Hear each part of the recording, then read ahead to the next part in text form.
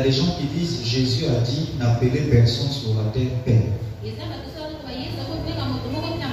Car un seul est votre Père, c'est Dieu tout-puissant. Ici, Jésus n'était pas en train de dire il ne faut pas appeler ton papa Père. Le verset dit n'appelez personne sur la terre.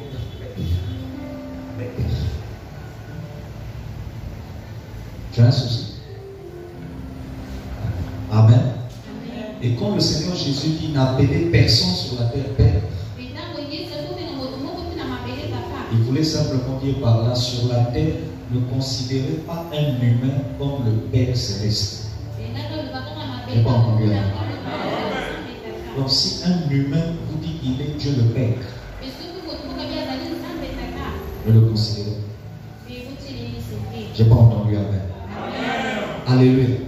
Et ce verset ne voulait pas dire qu'il ne faut pas appeler ton père biologique papa. Les pères existent.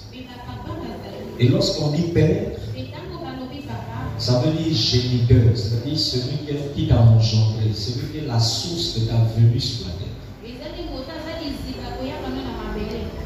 Donc, un papa, c'est lui qui est le responsable de ta venue sur la terre. Ce n'est pas la maman qui donne l'enfant. C'est le papa qui donne l'enfant. Celui qui n'a pas de papa n'a pas de source. Quand on dit source, c'est-à-dire tes origines, tu viens d'où et de qui? On peut avancer. Donc, avoir un père, c'est avoir une source. Si tu es d'accord, tu dis amen à ça. Alléluia. Deuxièmement, je vous ai dit que vous avez les pères biologiques, vous avez les beaux-pères. Amen. 3, vous avez ce qu'on appelle les tuteurs. Et quelqu'un dit tuteur. 4, vous avez ce qu'on appelle les... comment tu les appelles? Les maîtres.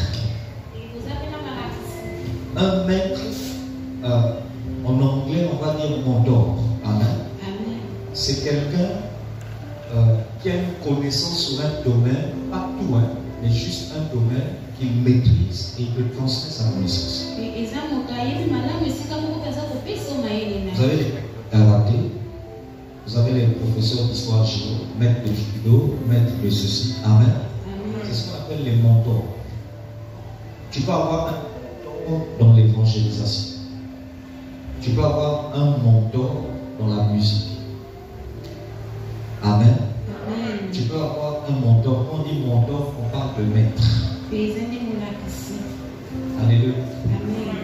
Tu peux avoir un mentor dans la vie de prière. Tu peux avoir un mentor dans le mariage. Voilà pourquoi un musicien qui n'a pas un mentor, c'est un orgueil. Non, pas. Je répète, un musicien qui n'a pas un mentor, c'est un orgueil. Parce que tu ne peux pas maîtriser un domaine s'il n'y a pas un maître qui t'a appris le domaine. Tu peux avoir un père spirituel, mais lui, il ne maîtrise pas la musique. Ça va? Alors, il te faut un maître qui va t'encadrer dans la musique. Dis-moi amen à ça. Alléluia. Lorsque nous, on voulait que Dylan apprenne le clavier, maman jamais t'a fait venir un jeune, je sais que s'il voulait à la CIE, CNP, je sais pas où il est. Mais c'est comme ça, un jeune. Amen. Il jouait très bien au clavier. Et Dylan, à cette époque, on avait 11 ans. On a payé les cours de clavier à ce monsieur-là pendant 2 ans. Je ne vais pas avancer. Pour que le petit Dylan que vous voyez là joue au clavier. Mais donc demain, si on lui pose la question, qui est ton maître, ton mentor dans l'instrument? Lui, il dira que c'est qui? C'est Dieu. Alléluia. Amen. Donc, les maîtres existent. Les mentors existent. Même dans la façon de prêcher, comment se tenir debout, comment parler un peu. Écoute, ton père spirituel peut te former, mais il y a des maîtres qui sont spécialisés dans le domaine. Est-ce qu'on se comprend? Amen. Parce que ton père spirituel n'a pas la connaissance de tout. Mais lui, il a une mission dans ta vie. Mais il ne maîtrise pas tout, même de tes talents. Nous avons des chants. Moi, je ne suis pas chanteur. Quelqu'un comprend ce qu'on se dit là? Amen. Amen. Vous avez des maîtres dans la comptabilité, dans la gestion financière. Amen. Et nous, on a eu un bon maître dans la gestion financière, c'est mon frère. C'est lui qui m'a poussé à faire la comptabilité. Amen. Amen. Lui, il avait la comptabilité dans la tête. C'était dans la tête. Hein? Comment on appelle ça? Loana. Un jour, il m'a parlé de Loana sans lire le livre. Donc, on s'est assis et il a parlé 40 minutes. Pendant les 40 minutes, il était en train de m'expliquer tout le système Loana. Et puis, quand il a terminé, il m'a dit va lire le livre. Un gros livre comme ça. Je suis allé lire. En 2 semaines, j'ai lu ce que lui il m'a expliqué en 40 minutes. Je me suis dit comment il a fait. Amen. Amen. Donc c'est pour vous dire que les maîtres existent. Tiens-moi, les maîtres existent. Les maîtres existent. Ça va? Amen. Donc vous avez le père biologique, vous avez le beau-père, vous avez les tuteurs, vous avez les maîtres, vous avez quoi encore? Ce qu'on appelle les... Bon, les maîtres, c'est ce qu'on dit aussi les formateurs. Amen. Amen. Vous avez le père dans la foi. Quelqu'un dit père dans la foi. Père dans la foi. Le père dans la foi n'est pas ton père spirituel. Moi, je suis choqué de voir des pasteurs au Congo ici, à Pointe-Noire. Bon, d'autres même qui me font des pics sur le net. Amen. Amen. Alors, moi, je comprends le message, hein, mais comme j'ai déjà un principe, c'est de ne pas répondre. Amen. Amen. Je me dis simplement, dans 10 ans, Dieu va nous expliquer. Il y a des enseignements qui ne sont peut-être pas de leur niveau. Amen. Amen. Et dans 10 ans, ils comprendront que le jeune va les raison. Amen. Amen. Amen. Écoutez-moi bien, le Père dans la foi, c'est celui qui t'a prêché pour la première fois l'évangile et t'a emmené à Jésus et dans l'église. Ça va? Mais le Père dans la foi n'est pas obligatoirement forcément ton Père spirituel. Pourquoi on dit Père dans la foi? C'est pour te montrer que la foi a un papa. Et la foi a aussi, peut avoir une maman. Maintenant, tout le monde ici peut être ou peut devenir Père dans la foi. Il suffit de se lever et d'aller prêcher la parole. Tu gagnes des âmes pour Jésus. Amen. Ça va? Amen. Tu prêches l'évangile dans ta famille, dans ton milieu professionnel, à l'école. Les gens que tu gagnes là, qui acceptent de devenir des chrétiens, qui se donnent au Seigneur Jésus, toi, pour eux, tu deviens leur père ou leur maman dans la foi. Amen. Mais tu n'es pas leur père spirituel. Et c'est ça qui a créé le désordre dans beaucoup d'églises. Je vais même vous choquer, c'est la source des rébellions. Parce que beaucoup ne connaissent pas en réalité la différence entre père dans la foi et père spirituel. Maintenant, je vais t'expliquer. Un père spirituel peut être pour toi en même temps ton père dans la foi et en même temps ton père spirituel. Non, tu étais un païen, tu étais un religieux, tu étais égaré. Lui, il vient te prêcher, tu as donné ta vie à Jésus, au premier disciple, ça va? Amen. Et puis en même temps, dans l'église, tu découvres ta père spirituel. Amen. Amen. Et puis en même temps, au côté déjà la crainte. Donc tu te lances une bonne fois. Pour ce monsieur-là, ou pour cette femme-là, elle est en même temps ton père. Je vais vous donner un exemple. Comment elle va ça? Amen. Amen. Ça va? Amen. Je vais vous donner un exemple. Ma propre mère. Ça va? Amen. Je peux même vous donner encore même plusieurs exemples. Seulement dans la lignée des responsables, il y en a là, où nombreux, je suis en même temps père dans la foi. En même temps père. Pourquoi? Parce que c'est toi qui les as prêchés, leur a prêché. Tu les as convaincus de se donner à Jésus dans le christianisme véritable. Ça va? Mais non. Étant avec toi, il découvre cette affaire de père spirituel. Je peux avancer. Amen. Alléluia. Amen. Mais pour certaines personnes parmi nous, c'est ta maman biologique qui t'a emmené à l'église. C'est ton grand-père, c'est un ami, c'est un collègue de classe qui t'a emmené à Jésus. Mais non, étant dans la vie chrétienne, tu découvriras plus tard qui Dieu a placé devant toi pour être ton père spirituel. Mais non, le père dans la foi, il a une mission dans ta vie.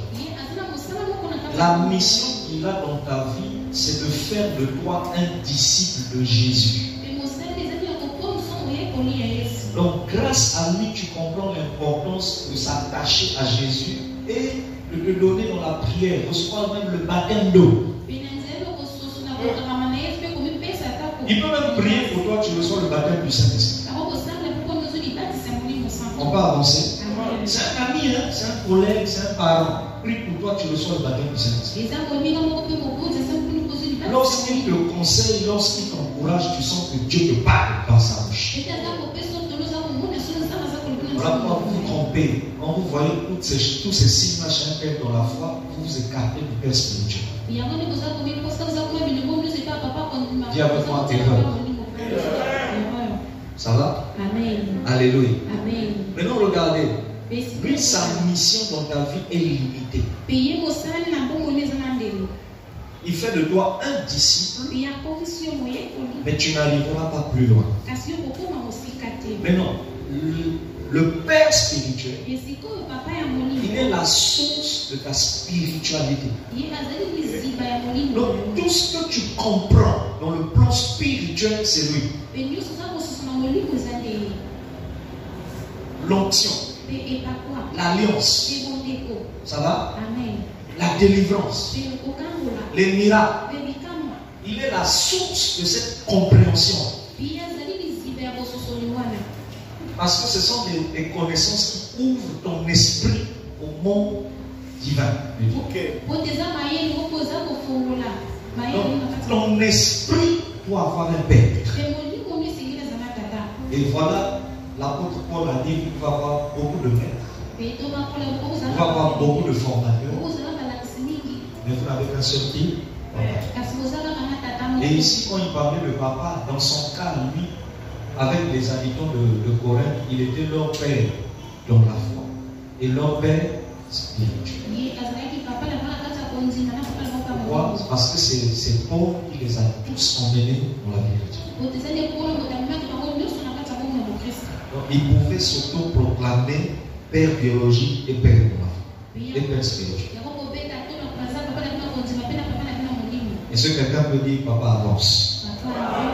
Alléluia. Amen. Maintenant, écoutez-moi bien, le verset 16, on dit, soyez mes imitables. Un fils doit imiter son père.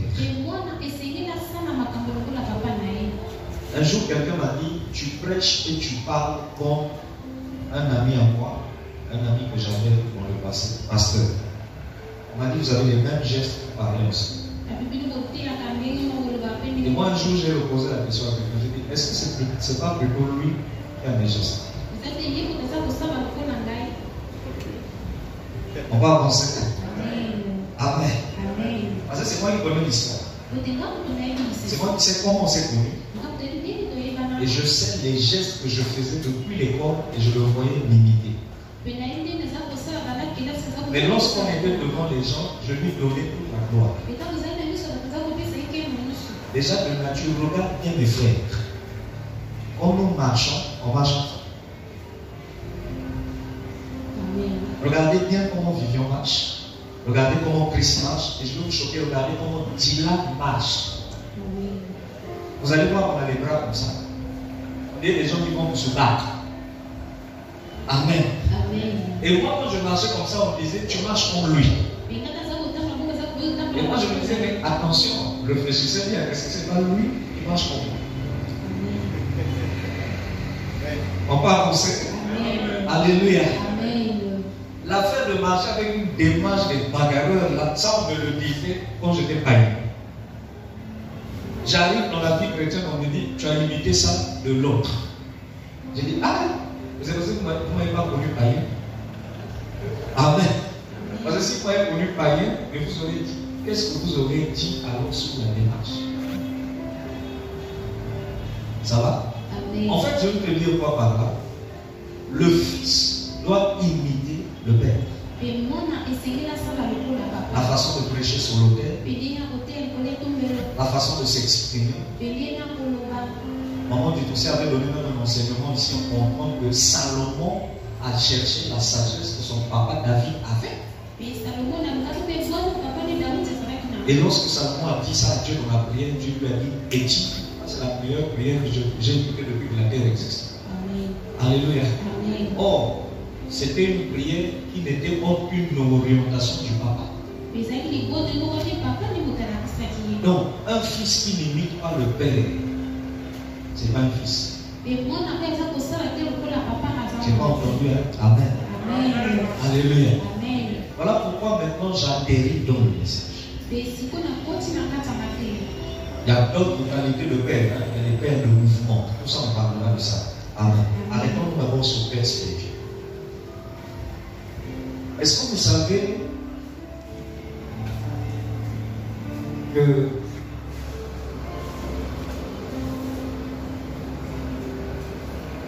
Père spirituel, alors ce que je veux vous dire, je vous ai jamais dit ça depuis que l'Église existe. C'est pas n'importe qui peut être Père spirituel. Père spirituel, c'est un appel. Dieu t'appelle à devenir Père.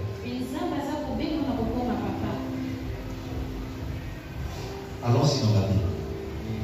Moïse était un père pour tout Israël. D'accord? Il a formé qui? Josué. Moïse est mort. Mais Josué a reçu l'onction, la puissance de Moïse.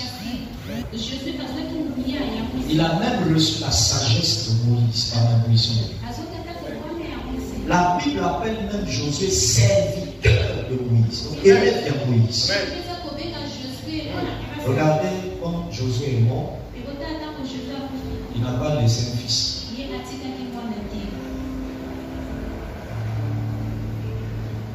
Après la mort de Josué, il n'y a pas eu un remplaçant. Il n'y a pas eu un héritier. Quand il meurt, il y a eu beaucoup de chefs. La Bible a appelé les juges. Jusqu'à Samuel. Pourquoi? Josué était un militaire. Il avait l'onction du papa. Et il ne savait pas comment on forme des fils. Et comment on prépare l'avenir.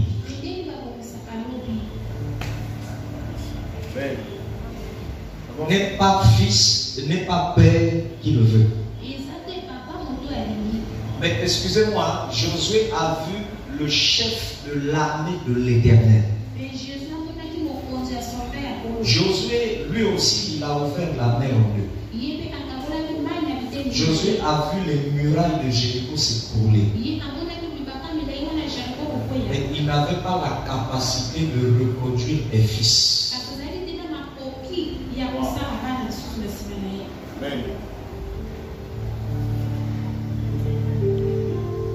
Apparemment, ce n'est pas le niveau de l'église.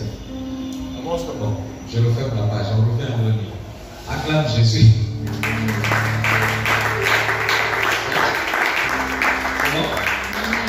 C'est trop fort pour pas sortir. Si tu restes là, les gens vont avoir mal à la tête. Et demain, on va te dire que tu es calme. Il faut sortir. Amen. Amen. Est-ce que je peux quand même vous dire quelque chose? Amen. Amen. Amen. Élie, le prophète, était le père spirituel de qui? Élie est monté au ciel. Il a fait descendre, il a lâché son manteau, symbole de l'alliance. C'est ça aussi, on va vous enseigner ça plus tard. Le manteau spirituel, ce n'est pas l'onction. L'onction, c'est la capacité surnaturelle que Dieu nous donne pour exercer le travail qu'il va donner. C'est ce qu'on appelle la puissance. Et je veux même vous choquer, il y a des niveaux d'onction. Alléluia. Ça va, il y a des niveaux d'onction. Amen. Maintenant, ce que vous devez comprendre, c'est que l'onction, ce n'est pas le manteau. Quand tu dis, papa, j'ai besoin de ton manteau, le manteau, c'est la vie. Tout le monde peut recevoir l'onction d'un homme de Dieu, d'un père. Mais ce n'est pas tout le monde qui reçoit le manteau d'un père.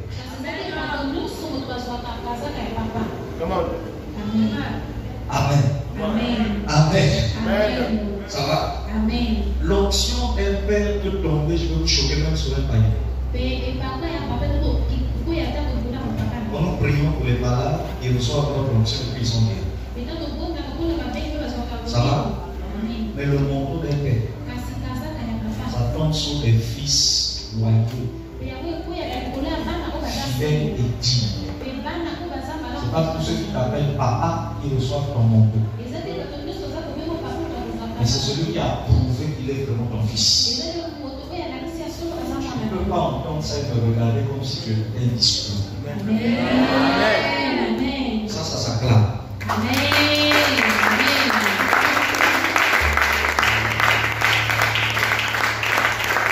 Amen. Amen. Voilà pourquoi moi je vous observe dans l'église. Venez au culte. Je vous vois. Même après, presque à la fin. Donc, c'est la rentrée scolaire. Moi je cherche d'abord l'argent pour courir les enfants. Donc aujourd'hui tu es au culte, demain tu n'es pas là. Or, regardez comment vit votre père. Je suis tout le temps au culte. Amen. Le manteau descend sur les fils et les filles dignes. Pas ceux que tu vois sur les pas avec les convoites.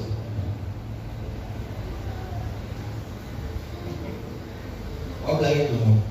Tu peux pas recevoir l'onction. Ça, tu peux recevoir. Même là, on peut prier comme ça. L'onction tombe. Tu reçois ça. Tu rentres à la maison, tu sens que depuis que papa t'a touché, tu reçois un feu. Tu as reçu l'onction. Mais le manteau, tu le reçois.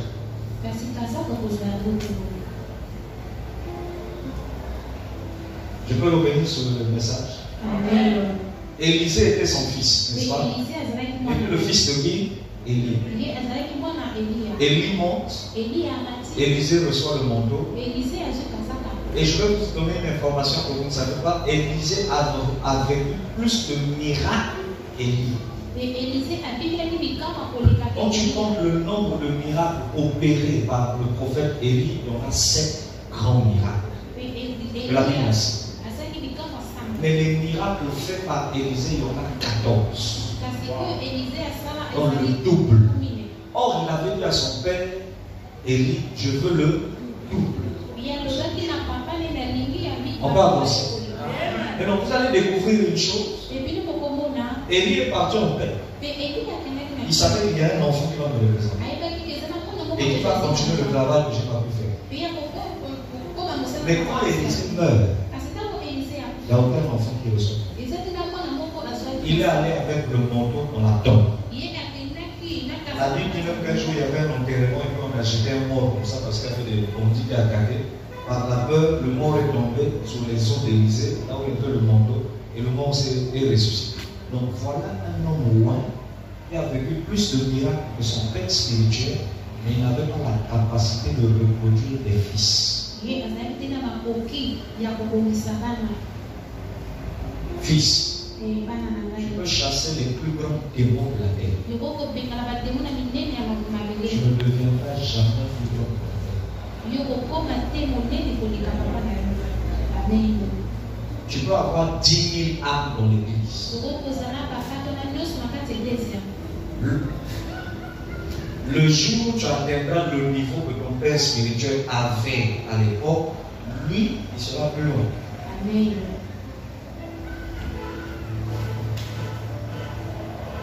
On ne devient pas un père spirituel parce qu'on a 20 000 âmes. Non. Je n'ai pas entendu non. Alléluia. Un père spirituel peut avoir 20 personnes dans son église. Toi, l'enfant spirituel, tu as 1 million d'âmes. Mais lui, il a pu faire de toi un fils. Toi, tu risques de mourir sans laisser un héritier. Ne deviens pas père celui qui le veut. On n'est pas père spirituel parce qu'on a eu un songe et on a vu dans le songe que Dieu t'a dit tu es apôtre. Je vais vous choquer, il y a des fils apôtres.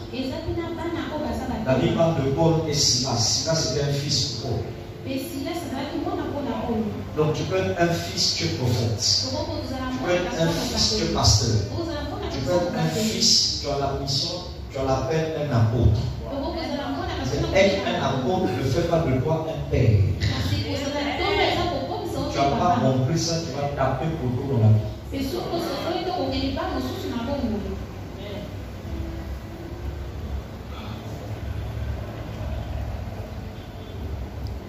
Tu peux avoir un père qui te forme et fait de toi le chant par excellence du Congo. Lui, quand il chantait, les gens ne pleuraient pas, il n'y avait pas de miracle. Toi, quand tu chantes, tous les malades se lèvent. Mais le jour où tu meurs, la grâce que tu as reçue des mains de ce Père, tu n'as pas pu laisser ça.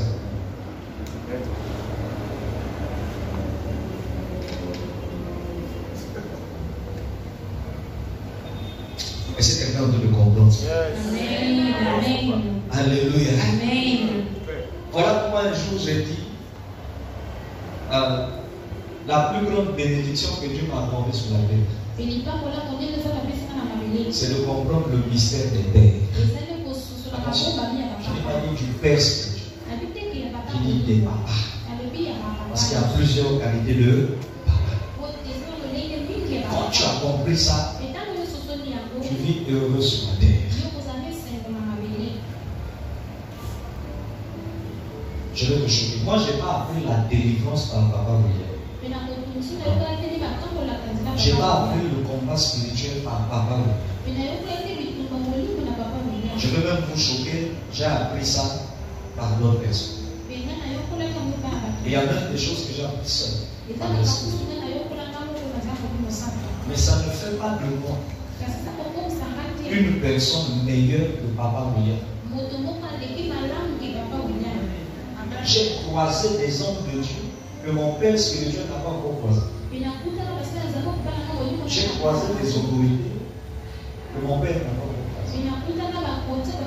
Ça ne fait pas de moi un homme meilleur et excellent de lui. Samuel, le père spirituel de David, n'avait jamais vaincu un géant. David a vaincu un géant. Mais quand David venait devant Samuel, il se prosternait.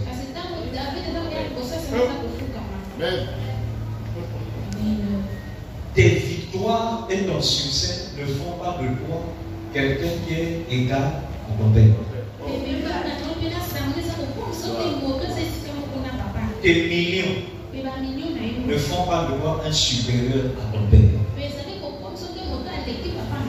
Réponds le. Moi j'ai une voiture.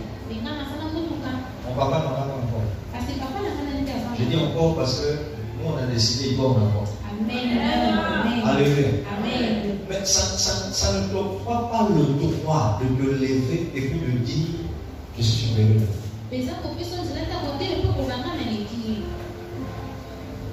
Est-ce que vous savez qu'Élisée avait une maison? Si vous n'avez jamais su ça, je vous informe. Le prophète Élisée, il avait une maison. Élie n'a jamais eu de maison. Élie a vécu dans le désert, il mangeait et se relève. Mais Élisée se prosternait devant lui. Amen. Amen. Amen. Amen. Tu ne peux pas évoluer sans un père. Je finis bien.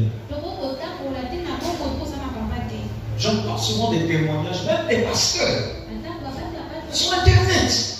Il dit, je me suis formé moi seul. Parce que tu as eu une mauvaise relation avec un père spirituel. Vous n'avez pas été, c'était pas la belle vie.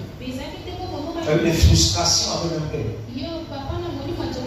Est-ce que vous croyez que parce que vous avez eu des frustrations, ce père-là, ta frustration n'enlève le droit d'être ton père?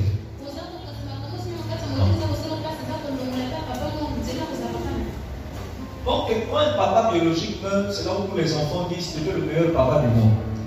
Vous montez et vous montez correctement. Alors, quand il était vivant là, tu voyais des erreurs et tu lui manquais de respect sauvagement. Mais quand il part, il devient le meilleur papa. Et la manière dont toi tu pleureras, aucun Congolais ne pleure comme ça. Amen. Mais de son vivant, il n'a jamais vu pleurer comme ça. Un jour, maman nous a fait une remarque, moi et mes frères. Elle avait remarqué depuis la mort de papa, tout ça, lorsqu'on parlait, on avait l'habitude de dire, papa était bien, papa était mieux que toi, papa était comme ceci, papa au moins il faisait ceci, papa au moins, elle m'a dit, il y a un frère, il y a un frère. Bah, tu as pour foi. Et voilà le jour d'un meilleur témoignage à d'autres. Amen. Elle nous a fait asseoir, elle nous a rappelé. Mais le monsieur là, il était vivant ici. Elle a commencé à indexer chacun. Elle dit, toi là, surtout toi, tu étais très imposé. On s'est tous regardés. Quand elle a terminé de nous parler, on s'est dit, il y a un frère. On n'était pas souvent sérieux. Amen. Mais depuis qu'il est mort, on trouve même qu'il était mieux que maman. Et c'est là qu'elle nous a expliqué que telle décision que vous dites qu'il avait fait, telle chose qu'il avait fait que vous avez acclamé, est-ce que vous savez que c'est moi qui lui avais dit à cette époque, faites-le pour les enfants. Mais comme lui, il ne vous a pas dit que c'est votre maman, vous l'avez acclamé lui, sans savoir que c'est maman qui travaillait au cachet. Ah! Ça va? Donc, même si tu as eu une mauvaise relation, un mauvais rapport avec ton père, je vais te choquer, il est et il restera ton père. Même si tu as frustré pour un message, même si tu as frustré pour un manque de sagesse, excuse-moi, repars 2000 ans en arrière, tu vas découvrir des pères qui ont frustré des fils. Tu veux que je t'en donne des exemples? Il y a des scandales dans la vie. Scandale. Scandale. Ils ont traumatisé des fils. Mais quand ces pères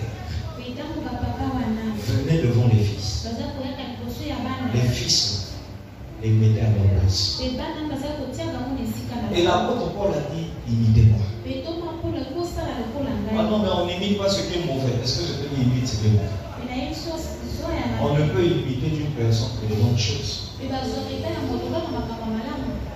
Maintenant, celui qui veut imiter les mauvaises choses, c'est que tu as mal compris, on sait. Mais si tu es un enfant qui n'arrive pas à voir les bonnes choses chez un parent spirituel, c'est que tu es déjà perdu. Je suis venu te dire que tout père spirituel a une mission. Maintenant, avant que je finisse là, je vais te donner une image qui va me choquer. Je peux avancer. Tu vas comprendre que même Dieu travaille avec les pères. La Bible dit qu'au ciel, là où Dieu s'assoit au ciel, à côté de lui, juste derrière lui, il y a l'arc-en-ciel. Le plus grand totem de l'univers, c'est l'arc-en-ciel. J'avance. Alléluia. Amen. Donc, il y a l'arc-en-ciel. Ça va? Amen. Et juste au-dessus de sa tête, il y a des qualités d'ange qu'on appelle séraphins. Ils ont 6 ailes. eux ils se couvrent le visage parce qu'ils ne supportent pas de voir la gloire de Dieu. Je vais avancer. Je te dis, ils ne supportent pas de faire quoi? Eux ils ne traitent pas avec Dieu. Mais ils ont la mission de protéger Dieu. Comment? Alléluia. Et devant lui, ça va? Il y a 4 personnages. Et chacun a 4 visages. Le visage d'un aigle, d'un lion, d'un taureau et d'un humain. Ces 4 êtres vivants là représentent la création. Tout ce que Dieu a fait. On va avancer. Maintenant, suivons. Après ce que je viens de dire, même Michael l'archange n'est pas appelé. Même Gabriel n'est pas appelé. Après les 4, autour du Seigneur, comme il est assis, comme un cercle comme ça. Des tours, des fauteuils qui forment un cercle. Ceux qui sont assis là sont au nombre de 24. Et comment on les appelle? Les 24 quoi? 24 quoi? C'est pas un vieillard. Vieillard veut dire quoi? Doyen. Dans une autre version, on dit les 24 papas.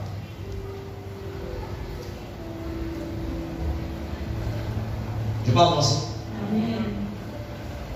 Les anges ferment les yeux avec les ailes parce qu'ils ne supportent pas de voir sa gloire. Les 24 vieillards ne ferment pas les yeux. Ils regardent. Et leur mission, ils se concertent et ils prennent des décisions importantes de ce qui sont du cœur de Dieu.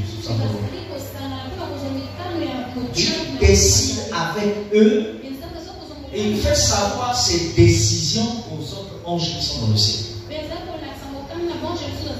Le Saint-Esprit m'a dit, mon fils, je veux que tu comprennes quelque chose. Je ne traite pas avec les jeunes.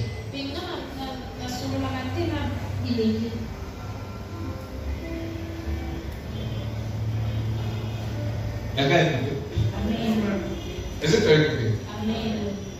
Il dit, je ne traite pas avec les jeunes.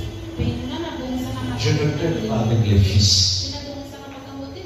Je traite avec les vieillards.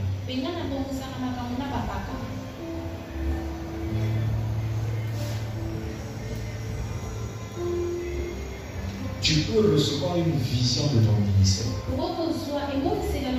Ce n'est pas avec toi que Dieu va traiter de comment sera ton ministère.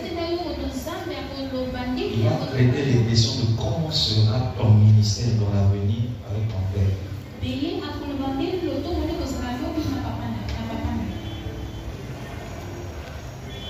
J'ai vu que je suis pasteur.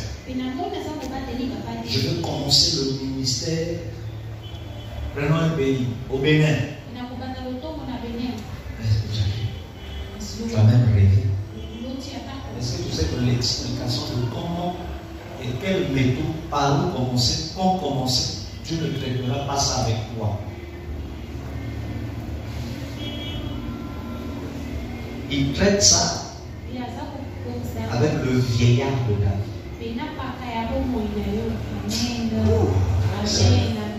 On ne prenne pas. Alléluia. Voilà pourquoi les fils ont beaucoup de prophéties et de visions. Mais ce sont les vieux, les anciens, les doyens, les connaisseurs, les pères qui ont l'explication. Et ce que tu comprends pas de là. Chérie, tu comprends maintenant pourquoi on vit debout devant le vieux. Tout le monde a des problèmes. Combien de fois on arrive et puis on lui dit, nous on veut faire ça. Et puis Et qui c'est ça? Sur 100% d'intention que nous avons, à 90%, je dis souvent non. Donc nous-mêmes, quand on va le voir, on est sûr que la réponse c'est quoi? Non. Mais ne blaguez pas. Dieu traite sur les détails de ta vie, pas avec toi. Il traite sur des détails avec ton Père spirituel. C'est pourquoi une menace peut se lever contre toi, mais ton Père peut rentrer déjà dans l'avenir. Je ne sais pas si vous sont là. Il te dit ce qu'il a vu dans le futur parce qu'il a traité avec Dieu. Amen. Alléluia. Et quand il vient, il te dit on ne te menacera pas. L'autre va dire le monsieur l'a dit, il vient demain. Lui il te dira il n'y a rien. Toi tu arrives, tu dis c'est mon mari. Tu arrives, tu dis je ne suis pas convaincu de cette femme. À la femme là, je trouve qu'elle n'est pas faite pour moi. Toi tu vois tes coups. Mais le Père voit la concertation qu'il a eu avec lui. Et c'est dans la concertation que Dieu lui a dit il est mieux qu'un tel soit avec un tel. Amen. Ça là, tu n'écoutes pas ça dans beaucoup d'églises. Quelqu'un comprend ça? Amen. Dis avec moi, c'est difficile. C'est difficile de réussir et d'être stable. Sans un père. Je n'ai pas dit c'est impossible. Parce qu'il existe ce qu'on appelle des cas d'exception. Il y a des gens qui se retrouvent dans un pays, dans un milieu, il n'y a pas de paix. Tu fais comment? Dieu t'utilise seul. Ça va? Mais je vous dis, c'est dit. Ne jamais mépriser l'autorité de ton père. Souvent, vous les enfants dans la foi spirituelle, vous commettez une erreur. Quand vous voyez qu'un père spirituel prie pour vous sur un sujet, et que vous voyez que le sujet tarde à obtenir la délivrance et la victoire, vous n'avez pas le courage de dire haut et fort que vous avez l'impression que votre père spirituel est limité. Il faut que vous dites son autorité est limitée. Pour réussir, il faut la bénédiction du nom de Jésus. Ce n'est qu'une impression. Ce n'est pas la vérité.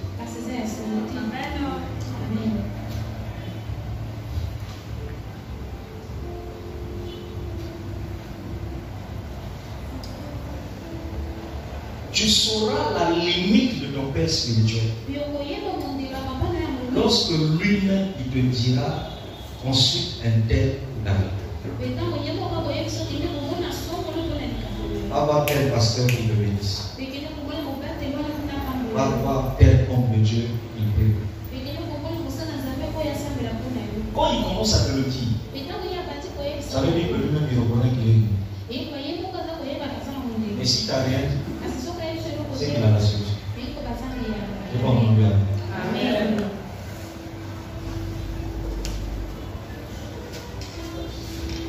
Donc, ton voisin a dit, est-ce que tu sais qu'on ne blâme pas avec les pères? Les pères. Dis ça à quelqu'un. Est-ce que tu sais que la fille s'appelle avec père, papa? Dis ça, on ne blâme pas avec les pères. Non, au milieu, on n'avait pas dit aux autres. On dit à quelqu'un, on ne blâme pas avec les pères, les papas.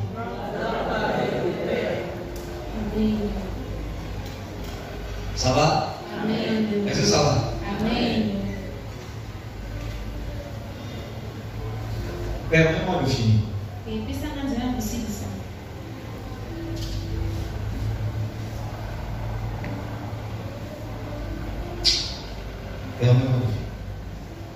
Alléluia. Amen. Jean-Baptiste est né de qui? Une femme. On appelait comment? On appelait comment? Élisabeth. Bible. Ça c'est toute l'église qui devait dire Marie à Jean-Baptiste, mère d'Élisabeth. La maman de Jean-Baptiste s'appelait comment? Élisabeth. Oh non, tu connaissais pas, tu viens d'écouter. Jésus est né d'une femme qu'on appelait comment? Ah non, ça c'est quelqu'un qui ne connaît pas ce qu'il est. Jésus, ma mère Jésus. Vous m'avez connaissez même? Vous m'avez connaissez même dit? Ça va? Amen. Marie et Élisabeth, qui était plus grande, plus âgée? Élisabeth. Ah? Élisabeth. Élisabeth est tombée enceinte. Comment? Vieille. Est-ce que vous savez que c'était deux images pour nous parler de la position d'un père et la position d'un enfant? Tu n'as rien compris. Je m'explique. Élisabeth représentait la vieille génération. Les anciens, les doyens. Marie représentait la nouvelle génération. Les jeunes. L'enfant qu'Élisabeth avait au monde a préparé le chemin de l'enfant que Marie a mis au monde. Le Saint-Esprit m'a dit la mission des pères, c'est de préparer la réussite des fils.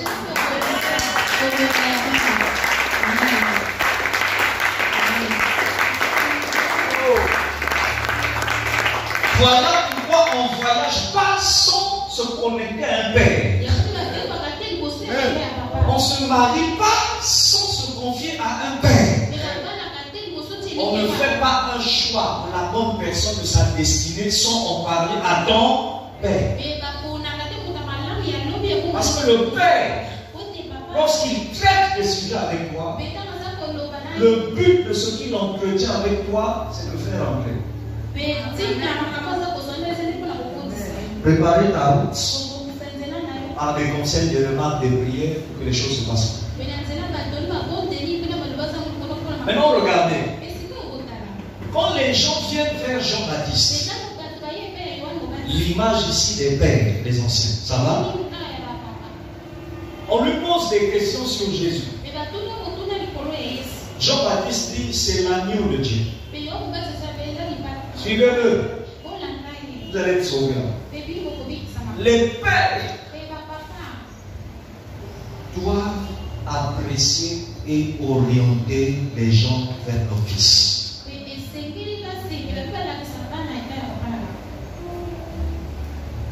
Voilà pourquoi vous allez remarquer quand je prêche.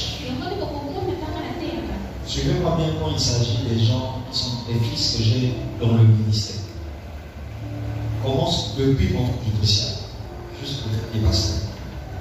Vous allez remarquer, je l'aime beaucoup. Je vous oriente vers ma vie.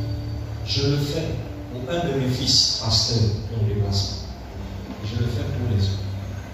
Vous allez remarquer les autres, je dose un peu parce que je les préserve de leur peu. Amen.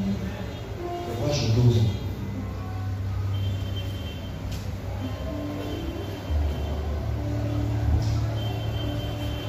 On va avancer. Amen. Parce que la génération des pères fait savoir à tout le monde que si vous suivez un tel, vous allez réussir. Voici l'agneau de Dieu et ôte le péché. Les pères préparent la route. Les pères préparent l'héritage. Un père n'est pas l'ennemi de son fils. Voilà pourquoi je dis Yahoo à tous ceux qui ont quitté cette église parce qu'ils ont cru que papa et maman étaient leurs réadressés. Yahoo. Vous savez pourquoi? Non, pas compris. Un père n'est pas l'ennemi de l'enfant. Mais le père a des méthodes que l'enfant peut ne pas comprendre. Et très souvent, on donne raison à un père des années plus tard.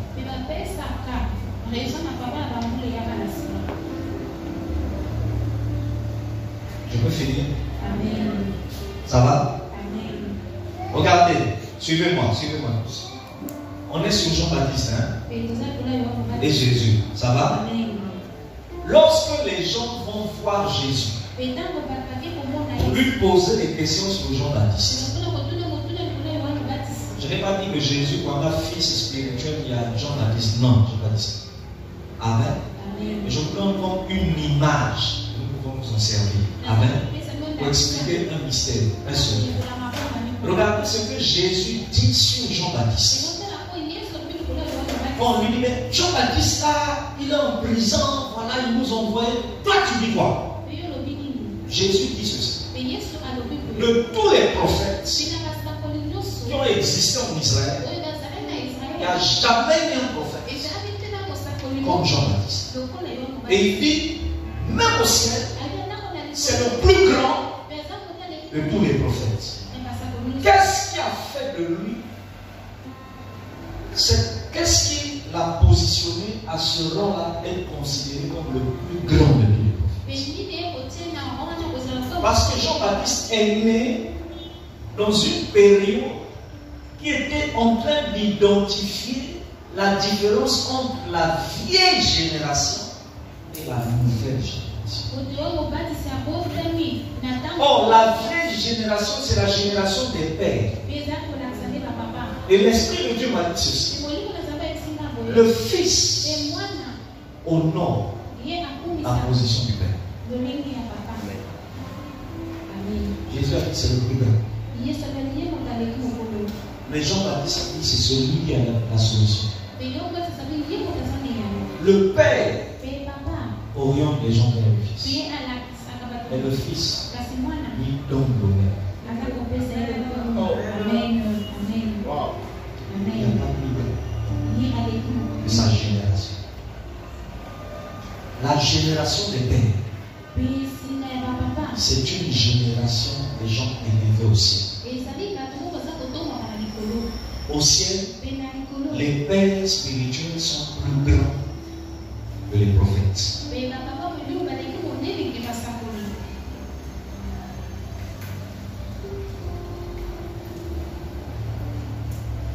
On va faire conclure. Amen. Amen. Je vous ai dit au début du message, le titre c'est les 4 responsabilités d'un enfant. On va en parler vendredi. Venez en famille. Vous allez être chaud. Vous allez remarquer que nous sommes pères. Quand je dis nous, je ne parle pas de moi. Je parle des gens que Dieu a appelés vos parents. Est-ce que vous savez que chaque papa a une particularité? Il y a des pères. Sur le plan spirituel, Dieu le regarde comme un faiseur des rois. Amen. C'est-à-dire que c'est ton père spirituel, mais lui, la force qu'il a, la grâce qu'il a, l'onction qu'il a, fera que toi, en étant avec lui, que tu deviennes un roi.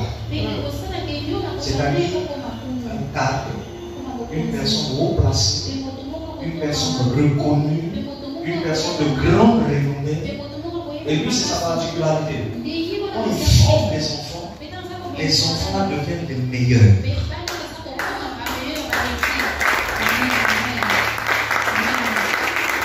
Ça, c'est sa grâce.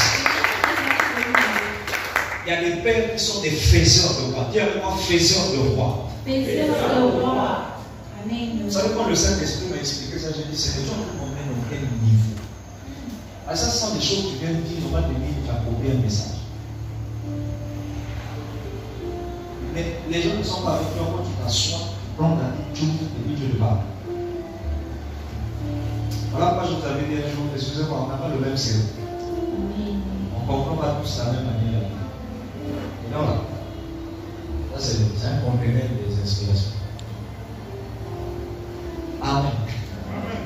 Tu peux avoir un père spirituel, mais lui il n'a pas cette grâce-là de faire de toi un autoritaire. Or, il y a des pères Ils sont des faiseurs de roi. Tu veux les exemples? Si tu t'attachais à Samuel à l'époque, la seule qualité de personne que tu deviendras, c'était un roi. Ils n'ont pas compris. Samuel s'est attaché à lui. Il est devenu roi. David s'est attaché à lui. Il est devenu roi.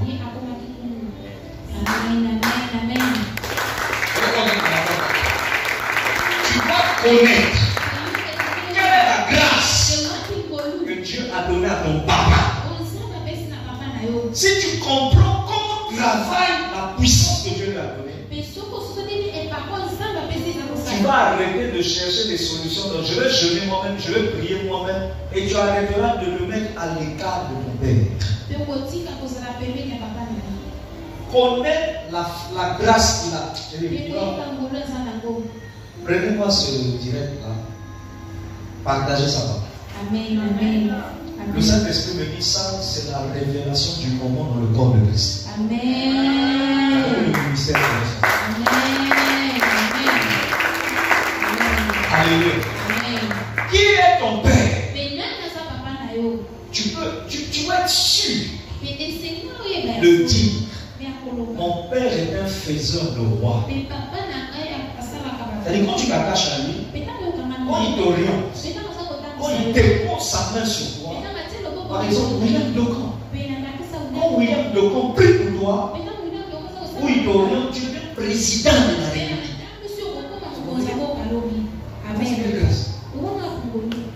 C'est combien? Il y a des pères.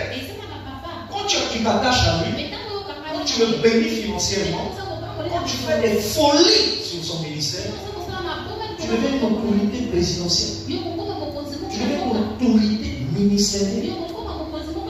Dieu m'avait dit. Dieu peut te dire. Mais si dans le parcours de ta vie chrétienne, tu croises pas la personne qui va te déclencher la chose, ce qu'il t'a dit ira avec toi là-dedans. Qui est l'élément déclencheur de ton miracle? Est-ce que ton père est un faiseur de roi? Si oui, pourquoi tu cherches la solution ailleurs? Et je parle pas à l'église CRC. Je parle à des gens qui s'en foutent de leur père. Ils sont dans notre église, dans notre pays. Mais ils prennent leur père comme des paysans. Ils se sont habitués à leur père. Tes enfants ne deviendront pas des rois tant que tu ne vas pas réviser ta relation avec ton père spirituel. Ils vont tomber malades. Tes enfants vont tourner en rond parce que tu ne comprends pas comment déclencher la chose que Dieu a donnée. Il y a des faiseurs de rois, il y a des Samuel.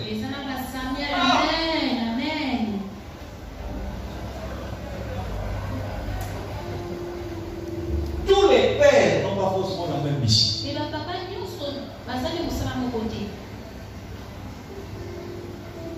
Il y a même des pères. Eux là, leur travail c'est destituer les autres. Et tu veux des exemples là, Élie. Élie pouvait venir de votre église et dire à partir de ton règne s'arrête. Ça s'arrête. Elle n'est pas où.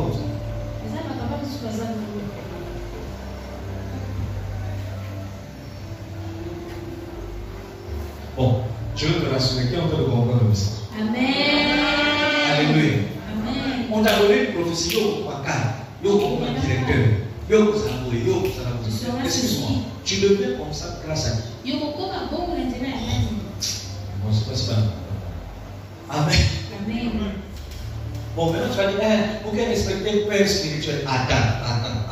C'est pas seulement respecter. C'est une affaire de rapprochement. C'est une affaire de chercher à connaître lui là. Qu'est-ce qu'il a reçu comme inspiration, comme orientation pour que toi tu deviennes ce que tu as vu dans tes rêves. Je veux vous dire quelque chose que vous n'avez jamais compris. Est-ce que vous savez que Jacob savait que Joseph deviendra et sera plus grand que ses frères. Vous le savez? Non. Selon vous, vous avez l'impression que c'est Joseph qui lui avait donné l'information.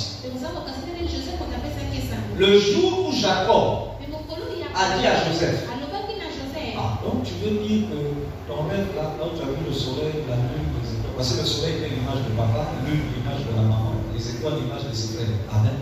Donc tu veux dire que le jour où tu as vu le soleil, la lune, les étoiles, tu veux dire que moi, ton père, ta maman et tes frères, on viendrait se prosterner devant toi. Est-ce que vous savez que ce jour-là, Jacob faisait son? Vous avez dit comment? Jacob savait que s'il dit à ses frères, c'est pourquoi le petit frère dit à ses frères. Ça veut que s'il dit ça, il a créé la troisième guerre mondiale. Même la première guerre mondiale. Il allait créer une jalousie incroyable. Jacob a juste fait comme s'il n'a rien compris. Et regardez la suite. Dès que l'enfant a fini de lui raconter le rêve, je peux parler. Jacob a pris son manteau. Dis avec moi manteau. Or, le manteau de Jacob avait plusieurs couleurs. Je peux te parler. Hein? Et il a donné à son fils. Mais on repart dans le texte. Tu verras que Jacob lui avait donné le manteau avant qu'il ne rêve le soleil, la lune et les étoiles. Je peux te parler. Maintenant, qu'est-ce qui s'est passé? Lorsqu'il lui donne le manteau, l'image de quoi? L'alliance. C'est comme, en fait, il était en train de dire mon autorité sur vous. Vous comprenez ça? Dès que le petit porte le manteau, il rêve les étoiles. Mais son étoile a lui brillé plus que les étoiles des autres. Quelle est la qualité de lumière dans l'univers qui brille plus qu'une étoile? En dehors du soleil. Puisque l'image du soleil c'est le vent. La qualité de lumière qui brille plus qu'une étoile dans l'univers, c'est l'arc-en-ciel.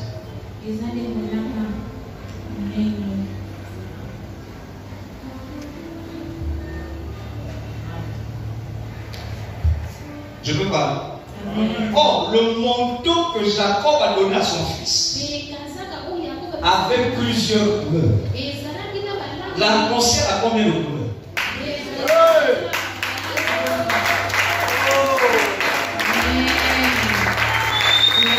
Est-ce que tu as compris? Est-ce que tu as bien compris ce qu'on se dit? On vous a dit le docteur, les docteurs étaient montés. Amen. Amen. C'est pas moi qui ai dit ça, c'est moi. Amen. Amen. Amen. Excusez-moi. Je te donne ma veste. Et ma veste a plusieurs couleurs. Oh, l'arc-en-ciel a quoi? Ah. Et puis dès que je te donne ma veste, tu te vois sous la forme d'une étoile. Et tu vois les étoiles se prosterner devant toi. L'étoile ne se prosterne pas devant le soleil. L'étoile ne se prosterne pas devant la lune. L'étoile se prosterne devant l'arc-en-ciel. Ça veut dire la lumière qui sortait de l'étoile de Joseph brillait de 1000 couleurs.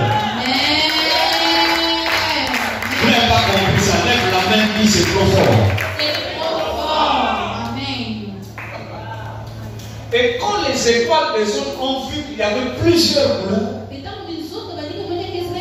sont prospérés. Mais tout est parti de qui? De papa. Ton père connaît ta destinée. Il sait ce que tu deviendras. Mais quand tes frères commencent à manifester la jalousie, ils parlent aux frères avec des codes.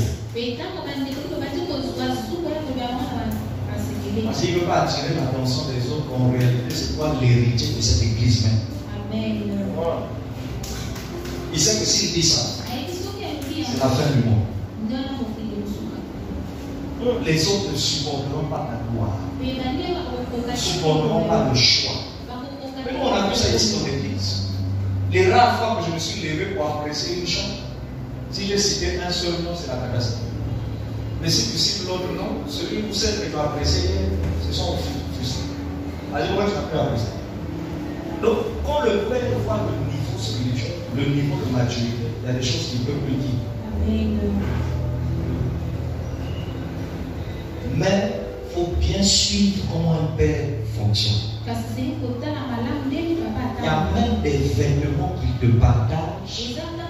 C'est pas parce qu'il a le goût de te partager ses amis.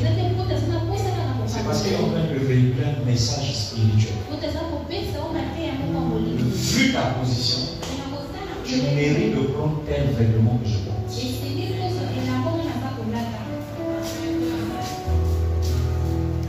Donc l'éclat de l'étoile de Joseph avait plusieurs couleurs. Or, une étoile n'a qu'une seule couleur. Les autres ont reconnu, ils se sont posés. Les livres sont nés du manteau qui était sur la personne. Or, le manteau venait d'un papa. C'est ton père qui connaît le programme. Toi, tu connais juste les rêves. C'est normal. Joël 2,28, la Bible dit, dans les derniers temps, je répondrai de mon esprit sur vos fils et vos filles prophétiseront et auront des visions. La Bible dit, les vieillards auront des songes. Toi, il faut continuer à avoir des visions. C'est normal, vous êtes des fils et des filles. Laissez-nous dormir jusqu'à 12 heures. C'est qu'on doit recevoir des songes. Les évangiles sont complets. Voilà pourquoi je dors beaucoup. Et ne me dérangez pas très tôt le matin. Parce que Dieu nous a condamnés comme ça.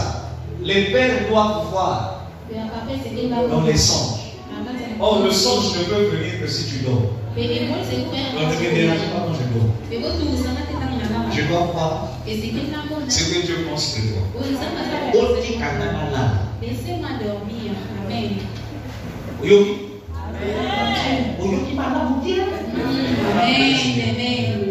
Ça va? Amen. Les amis, tiquez-moi, laissez-moi. Moi je dors. Amen. Ça va? Amen. Parce que c'est en dormant que je dois avoir un songe. Pourquoi? Parce que pour ta vie, je suis ton vieillard. Et quand je dors, je suis assis à côté du trône. J'écoute ce que l'archange Michael n'a pas écouté. J'écoute ce que Gabriel n'a pas écouté. Et quand je me réveille, c'est là que je me lève et puis je me dis, c'est pas l'homme de David. Oh papa, Dieu m'a dit. Dieu m'a dit. Mais moi j'ai vu et j'ai participé à une réunion. Au Kossi, à cause de je n'ai pas menti. J'ai vu. Amen. Voilà pourquoi un père peut dormir. Il se réveille. Et puis tu comprends bien. Hein? Comme ça, il se réveille et dit, oh, on fait une offrande de 1 million. Ah non, il devient voleur. Il a vu. Mais ce qu'il a vu là, ton père biologique ne le verra pas. Il a vu les doigts. Il prie au-dessus des autres. Et par des symboles, il t'emmène et il prépare la route en te donnant des orions d'acier. Il te dit fais ça et tu verras. Fais ça et la chose sort. Fais ça et tu réussis. Ton père est un faiseur de rois.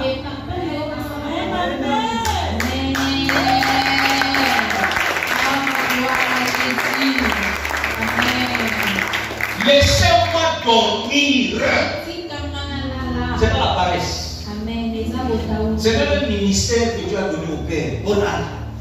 Dormez. Je lis sans le droit que je mange. Mais c'est écrit, Joël 2,28. Vos fils prophétiseront. Les frères vont faire quoi? Quand tu as debout, éveillé. Vont faire quoi? Vont dire Laissez-moi dormir. Amen. Même à la fin de la nuit, laissez-moi aller dormir au bureau. Laissez-moi. Quand je suis fatigué, je te dis, je ne peux pas t'écouter. Non, papa, vous serez sur sa pique. Amen. Laisse, je vais dormir. Je vais me réveiller. C'est là que je te dirai. Ainsi parle.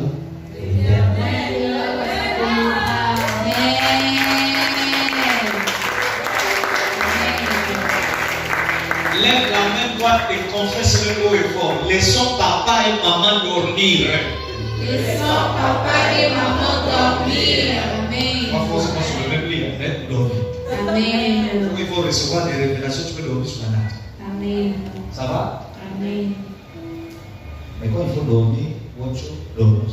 Amen. Quand c'est pour des révélations, bon, ça dépend. Même ensemble, je parle. Amen. Ça va? Amen. Vous qui venez souvent le matin, je veux voir papa. Lui-même, il m'avait donné les rendez-vous. Quand on te dit qu'il dort, alors on s'est dit, ok, Amen. lui, il sait que tu avais rendez-vous. Si tu viens le déranger, mes amis, on ne dérange pas un père du sommeil. Parce que c'est quand il dort que Dieu l'emmène dans une réunion, dans un conseil. C'est là où il voit ce qui va. Je ne m'arrête pas. Vendredi, je te parlerai de la deuxième fonction d'un père. Il y a ce qu'on appelle un père sentinelle. Il y a des pères qui sont des faiseurs de roi. Et il y a des pères qui sont des sentinelles. Le verset qu'on a lu au départ, Hébreux 13, 17, dit il veille sur ta vie. Je vous donne souvent l'impression que je ne fais pas attention. Ce n'est qu'une impression. Je fais attention, je veux vous le dire, et je veux vous choquer à tout le monde, même les absents. Si tu me vois la nuit quand je prie pour vous, tu vas pleurer à ma place. C'est pas facile de prier pour près de 700 personnes. Tu n'as que 2 à 3 heures. Quand tu pries juste la personne qui te fait mal, moi je prie pour 700 personnes. Et dans les 700 personnes, ce n'est pas tout le monde qui m'acclame. N'aie pas peur du veut. Amen. Ça va? Amen. Dans les 700 personnes, tu en as là. Et ils ont oublié que tu le fais. Mais vous amusez. Tu peux avoir un père qui est faiseur de roi. Mais des fois, ton père n'est pas une sentinelle. Et il y a des pères qui sont des sentinelles. Souvent, c'est eux, Dieu les avertit. Il est absent de ta vie pendant 1 mois, 2 mois, vous n'avez pas de contact. Le jour où il t'appelle, le jour où il te convoque, la première des choses, je te dis, fais attention. J'ai vu ça. Il a vu. Il a vu parce que la grâce que Dieu lui a faite, c'est de l'être la sentinelle. Le silence des pères ne veut pas dire qu'il ne veille pas sur nous. La Bible dit qu'un père, c'est le veilleur de l'homme. Si je ne comprends pas ce que je dis, ça veut dire le gardien. Qui garde ton âme? Tu vas dire Dieu. Ma fille, il y a certains points où Dieu te le dire parce qu'il y a certains points qui sont là. Amen. Ça va? Amen. Il veille. Il a veillé. On a maman. Des fois, on fait 1 mois, je n'ai pas vu. Et des fois, il m'appelle. Papa, je veux te voir. Et puis, tout d'un coup, comme ça, à une période imprévue, je débarque. Et quand j'arrive, je dis ça. Dès le lendemain, tout ce que j'ai dit, c'est ce qui arrive même à mes fautes. Amen.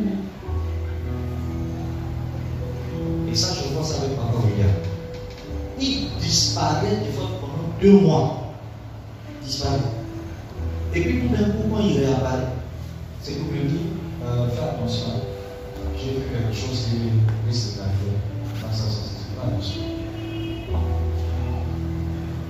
En tête, toi, tu vas voir que la chose arrive. Ton père est la sentinelle de l'homme. Tu te protèges toi seul. Tu pratiques ce qu'on appelle l'autoprotection. Donc toi-même, tu connais déjà les tactiques. Je vais gérer tout ça, je vais faire comme ça, je vais faire comme ça, je vais faire comme ça. Fais laisse. C'est ce que ton père a fait. La sentinelle voit. Et c'est pour ça. Et la sentinelle voit loin. Avant que la chose arrive devant la maison, quand vous êtes déjà dans la rue, au fond là-bas, la sentinelle a déjà vu qu'il y a des craqueurs. Et il vous avertit avant que les craqueurs arrivent. Donc, quel est le travail de ton père? Ça ne faisait aucun gloire à Dieu. Tu dois maintenant chercher à comprendre les comment faire que tu deviennes un roi dans ma lumière. Si ton père spirituel, tu te sentirais pour chercher à faire comment? Moi, je vous donne un exemple. Tu peux pas être enceinte et puis tu parles pas. C'est comme ça. Être enceinte est une bénédiction. Mais tout dépend de comment. Parce que si tu es enceinte par la publicité, c'est une malédiction. C'est qu'au même d'année, arrive à l'hôpital, tu peux rentrer et ne plus sortir. Qui va veiller sur toi lorsqu'on va aller faire un chien? Comment tu peux passer des mois, tu ne te connectes pas, tu ne changes pas, tu ne salis pas, tu ne cherches pas les nouvelles de ton papa, de ta maman spirituelle? Excuse-moi, qui veille sur toi? Qui?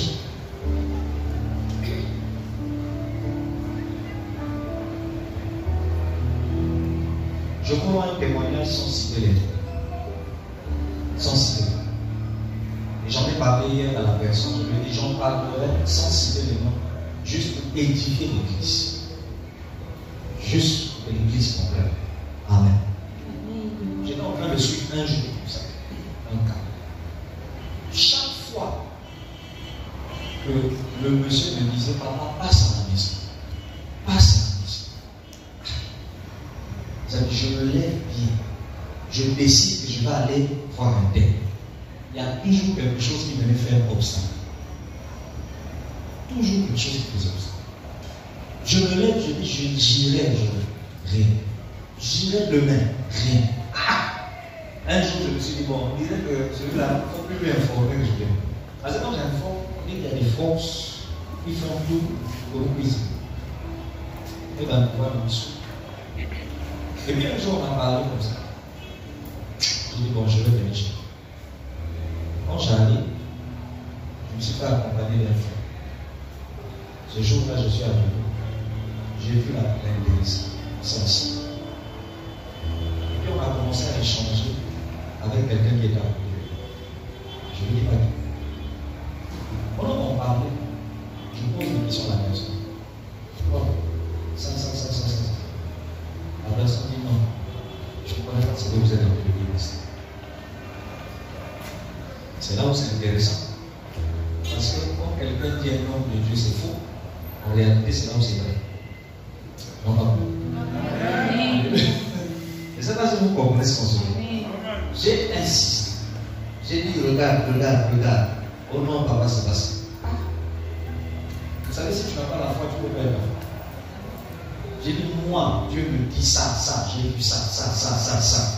Non, je ne connais pas. Je me suis dit, un ministère de bord, carrière ici. J'ai joué un stade. L'Esprit de Dieu me dit, tu vas employer ce qu'on appelle la méthode de dissuasion. J'ai fait semblant de prendre le téléphone. Puis j'ai dit, je vais appeler la police. Je peux finir, hein? Alléluia. Et j'appelle la police. Et puis je lance l'appel. Je tombe sur Dylan. Oh, Dylan n'a pas compris mon message. Maintenant au téléphone, j'appelle Dylan sergent. Il dit, sergent, vous pouvez venir. Venez m'embarquer de jouer les choses. Dylan, Papa, c'est moi qui l'ai avec lui. C'est comme ça dit, c'est mon oui. Est-ce que vous comprenez ça?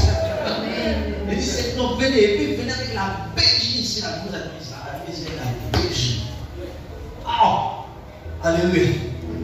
Dis-là, répète encore, papa, c'est lui là. Je sais que les gens regardent, c'est grave. Je ne peux pas me laisser grave. Alléluia.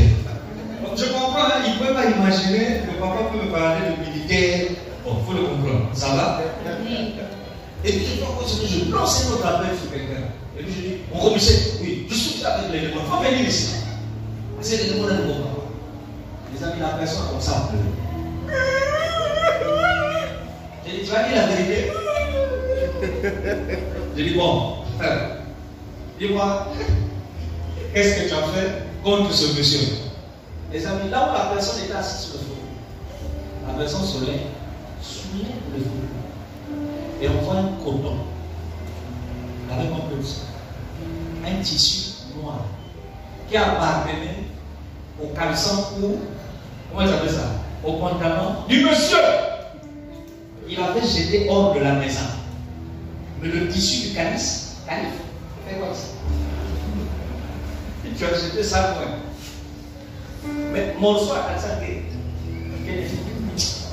à son télévision, c'est pas bien. Alléluia. Elle savait qu'il a ici à côté. Je vois.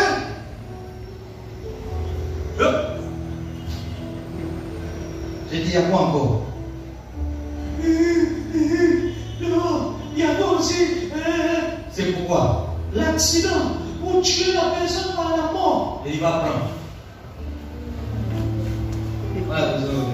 J'ai pas vu ça. Il dit, la police.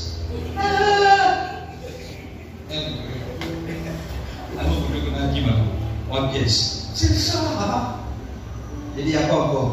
Oh, je suis dans la gare. Une vraie chose. J'ai pas vu. Il dit, la police. Non, il y a des gens qui ont des grimaces. Ah! Ce qui m'a choqué, c'est que celui pour qui je suis allé prier vient à l'église, prie, dort souvent longtemps, jeûne. Mais c'est hier qu'on lui a dit que ta vie était sous mon autorité, sous un siège. Au Canada ici. Et on lui dit, voilà pourquoi quand tu décides quelque chose contre la personne là, la personne lui dit, c'est ça qui fait qu'après tu changes la vie. Donc il a décidé de dire quelque chose.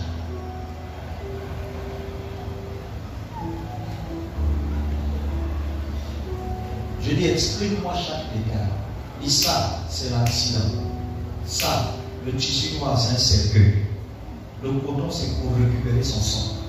Ça, c'est pour provoquer telle chose. Et tout ça, tu as gardé ça.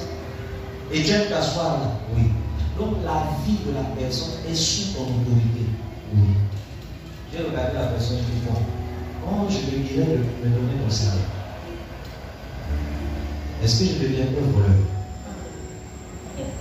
Parce que ça, c'est un grand travail que je pense. Alléluia. D'abord, je viens t'aider à découvrir où est-ce que ton esprit est prisonnier. Chose que tu ne savais pas dans ta propre maison.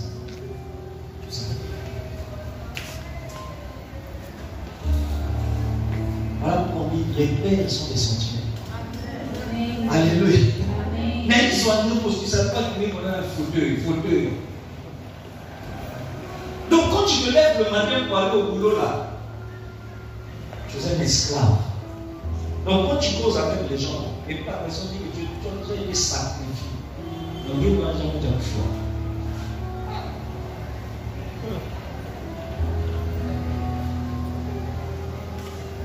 Et c'est pas grave. On va prier. Moi c'est comme ça qu'il faut profiter de mettre la personne à gérer. Bien comprendre les corrections. Mais si bien que c'est-à-dire moi je me souviens de ministre qui me dit que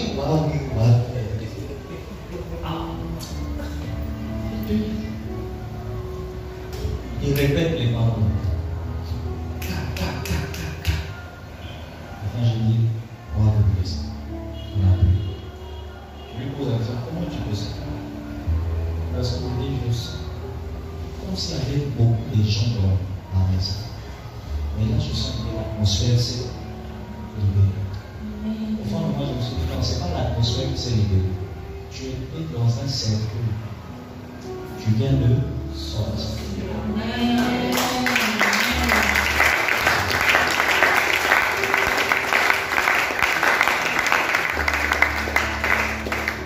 Amen. Mais excusez-moi, la première fois que j'avais parlé à cette personne, je lui ai dit indemne des sorciers. Et j'ai dit ça depuis des années. Regarde, après plein d'années, la période où Dieu t'utilise maintenant pour la délivrance. Le frère et père, comme il n'est pas motivé, le forcer. Laissez-le faire les choses selon le don de Dieu.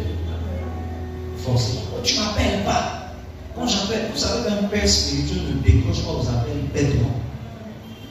Donc j'ai laissé le message, je ne suis pas pourquoi. Quand on l'appelle, et puis vous aussi quand c'est comme ça, vous êtes problème pour nous appeler. Dès qu'il t'appelle là, tu ne décroches pas. Mais ton papa n'est pas ton copain. C'est pas ton choix. Un père, il peut voir l'appel. Ce n'est pas une punition qu'il décroche. Tout dépend de comment Dieu l'oriente.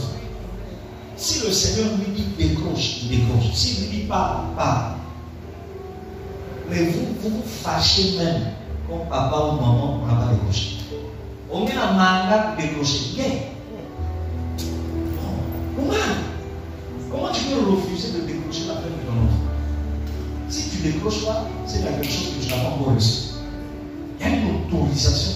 Est-ce que vous savez que tout message que vous laissez sur Internet ne veut pas dire que Dieu ne nous a rien dit? Et les moments où on a mis, on réfléchit. Comment on va procéder là-dessus? Et vous allez remarquer, des fois ça prend un mois. Un père te répond. C'est là où il commence à te dire, bon, c'est vrai que tu m'avais expliqué. Mais papa fait ça avec nous. Il y a des sujets qu'on peut parler depuis mars. C'est maintenant qu'il commence à nous répondre. Mais depuis mars, on a déjà expliqué. On est resté sans réponse. Et chaque fois qu'on parlait, on dit, mais papa, on t'a expliqué tel sujet. Il dit, je sais. Il te répond.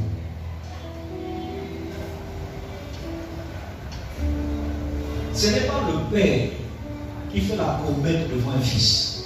C'est le fils qui met la pression pour avoir la réponse d'un père. Mais quand un fils ou une fille commence à se mettre dans l'écart, commence à se rétracter, commence à se retirer, parce que tu penses qu'il ne faut pas le déranger, lui quand on l'appelle, il ne décroche pas, tu n'as pas encore compris le travail de cet homme sur toi. Tu ne sais pas s'il est ta sortie. Je ne sais pas s'il est ton faiseur. Merci Seigneur. Je m'amène. Vendredi, je te dirai un troisième soir. Et le cas.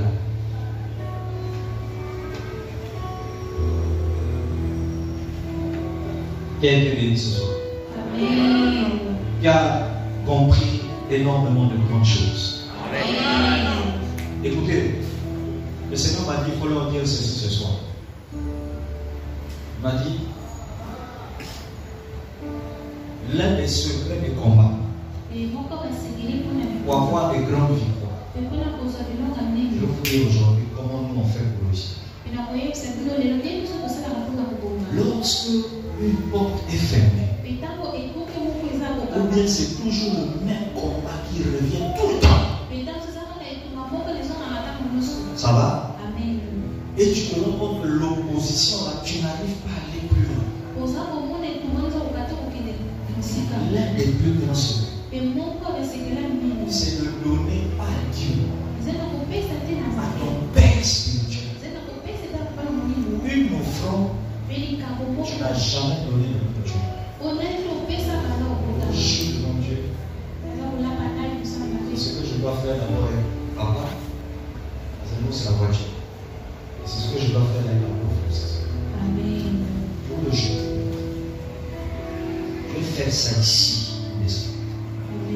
folie. C'est-à-dire ce que tu n'as jamais donné. Le Seigneur m'a dit, on ne rentre jamais dans des grandes choses. On n'obtient jamais de grandes stabilités sans donner le meilleur de toi-même et quelque chose qui va au-delà de ce que tu es capable de recevoir. Sans donner ça à celui qui a la mission de le faire entrer là. Vous êtes habitué de vous dire je donne à Dieu. Non. Je vous parle de celui qui a la mission de le faire. Amen. Parce que quand tu donnes ce qui va te faire saigner, ça dit quand le cœur pleure. C'est à ce moment où son onction travaille. Mais si tu donnes ce que tout le monde peut lui donner, tu n'as rien fait. Même quand tu veux demander la permission, l'autorisation de la main de sa fille spirituelle. Est-ce que vous savez qu'on ne demande pas maintenant? On ne fait pas comme ça, mon papa. J'ai aimé ma fille, un Jésus est venu. C'est pas vrai qu'il y a des relations qui vont pas loin. Pourquoi? Parce que ton Joe là, quand il est venu voir ton père, il a traité ton père comme tout le monde peut le traiter dans la vie. Il est au 5 000 millions. Ça, c'est son calme. Je ne sais pas si vous comprenez ça. Mais quand tu viens, c'est une folie. Et quand je dis folie, c'est pas de façon bien. Tu vas, c'est ce qu'on appelle le feu. Ça, c'est des millions. Hop! Excuse-moi, même si le père là ne t'aimait pas, il est condamné à te dire prends mon enfant. Je ne sais pas si vous comprenez ça. Pourquoi? La Bible dit les présents, les dons font quoi? Ça élargit. Vous ne savez pas conseiller à vos messieurs comment venir à prendre la grâce. Même vos papas biologiques. Ton monsieur va prendre un rendez-vous avec ton père biologique. Qu'est-ce qu'il y en a? On a un titre de symbolique. Enveloppe, il y a enveloppe. 20 000. Le jour où les mamans Jeannette sont allés voir pour la première fois monsieur et madame Béla, tu sais combien il y avait dans l'enveloppe?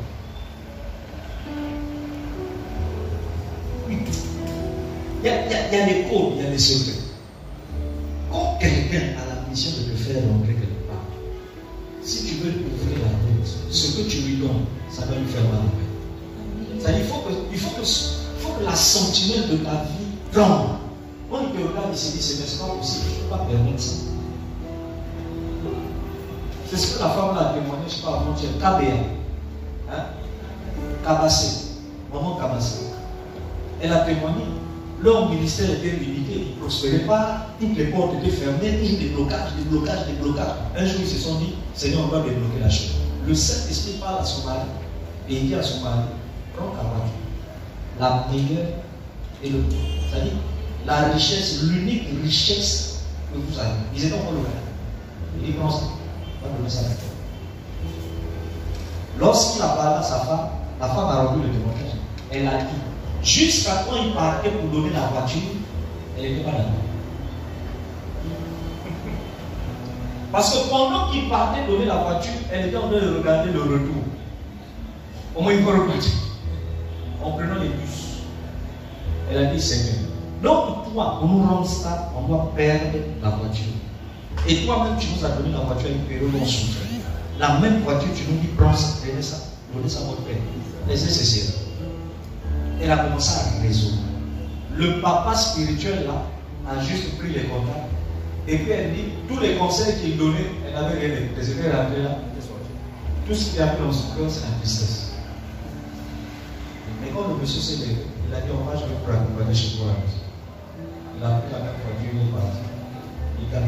Il a dit, Mario, elle dit qu'elle n'a même pas répondu. Tellement elle était sur le choc. Ouais, non. 3 mois après, c'est quelqu'un qui arrive et qui leur donne 3 voitures.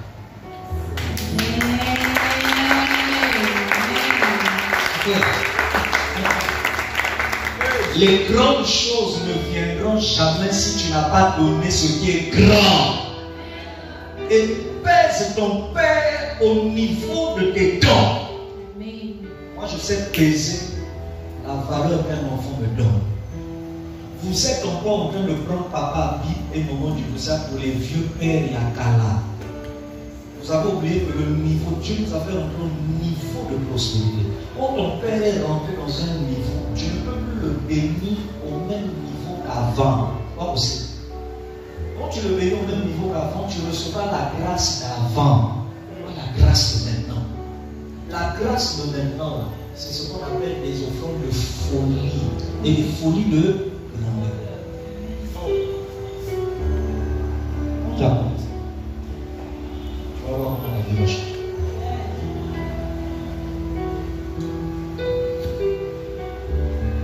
Combien de fois je ne me suis pas levé sur les stades ici et puis je dis, Dieu me dit, il faut que tu donnes temps au Seigneur. On a besoin. La raison de l'élève. Moi-même, je dis à mon ça c'est normal, on ne peut pas même prendre quelqu'un. C'est-à-dire la personne croit même que ce que tu lui demandes, en fait, ça fait. Alors que ce que tu lui dis de donner, toi-même, tu as ça à la maison.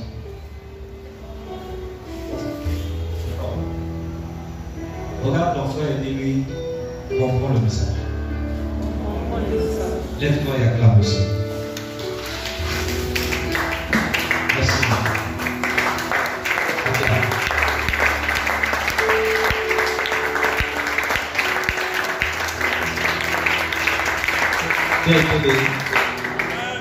Été béni. On se retrouve quand? On se retrouve quand est-ce? C'est bien. Regarde la position que tu as. Chaque action prend le son. Regarde ce que ça fait. Au moins un enfant et ta fille va venir te bénir au niveau de Dieu. C'est en 2019. Ça veut dire que l'enfant n'a rien bon. Rien bon. Les grandes choses ne viennent pas plus. Ça vient au prix d'un sacrifice énorme. Nous, on ne peut pas faire comme les sorciers, aller sacrifier le sang des gens. On ne fait pas ça. Dieu, tout ce qu'il te demande, c'est ce que tu as de meilleur. Il dit donne ça aussi. Et puis, quand c'est comme ça, il ne dit pas donne ça à moi. Il dit donne à mon serviteur. C'est ce qu'il a fait avec le coup de grâce. Prenez votre voiture, donnez ça à mon serviteur. Et puis tenez-vous tranquille, le monsieur, le père spirituel avait déjà sa voiture. Il avait déjà sa voiture.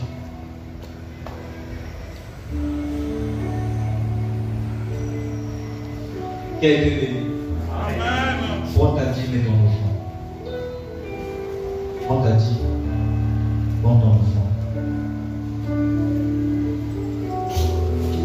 Tu vas prendre ton offrande, tu vas. Avec ta main droite, tu vas mettre au niveau du cœur. Tu vas toucher, tenir ta poitrine. Donc, je vais faire une prière. Si vous avez besoin d'une enveloppe, vous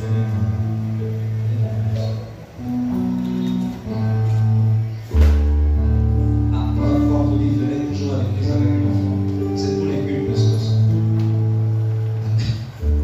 Il y a des cultes où Dieu donne la chose.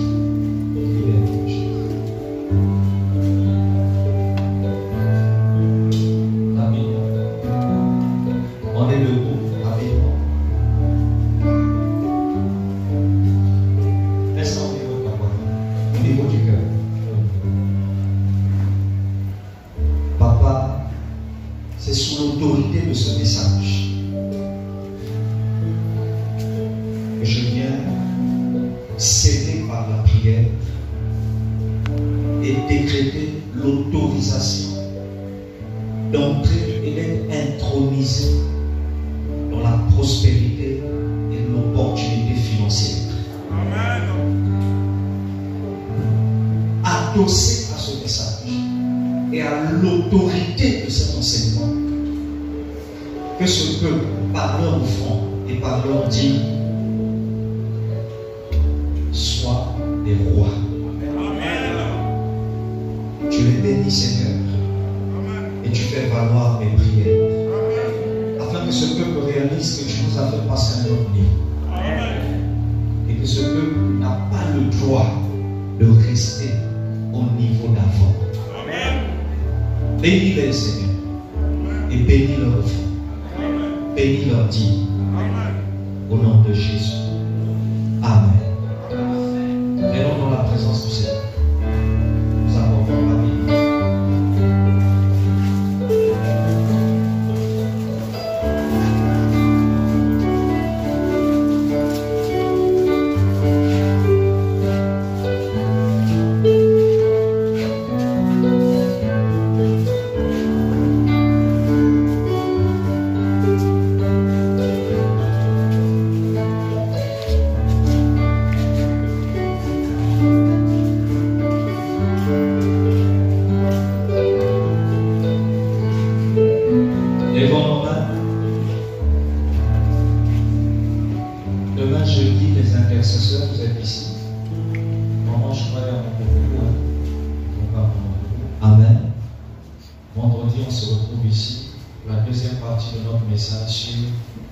Les fonctions des pères. Amen. Nous allons parler de faiseur de roi, sentinelle. Nous allons découvrir les deux autres vendredis. Venez nombreux. Amen. Qui a été béni? Amen. Lève ta main. Que la paix, la grâce du Seigneur Jésus vous accompagne. Amen. Que l'onction qui est sur moi vous reconnaisse. Amen. Que lui qui coule sur ma tête coule sur vous. Amen. Et vous reconnaisse comme mes fils et comme mes filles. Amen. Personne ne vous fera du mal. Amen. Personne ne vous criera. Amen. Que le manteau que Dieu m'a donné, le manteau générationnel qui sort du patriarche Francis Kadela et de mon père, l'apôtre William Bassé, que ce manteau vous couvre comme un aigle couvre ses aigles. Partout où vous irez, quoi que vous fassiez, vous ne combattrez jamais seul. Je vous bénis au nom de Jésus. Où que vous soyez, recevez cette faveur. Au nom de Jésus, j'ai ainsi prié, ensemble disons Amen.